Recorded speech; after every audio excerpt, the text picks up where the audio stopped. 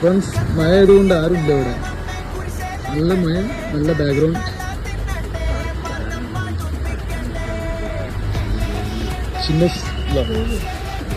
Hi പറയൂ.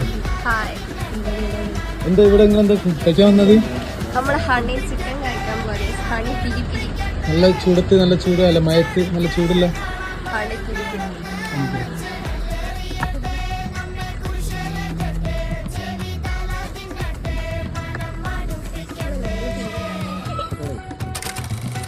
നമ്മുടെ അടിപൊളി ഹണി ചിക്കൻ ആണ് കഴിക്കാൻ പോകുന്നത്.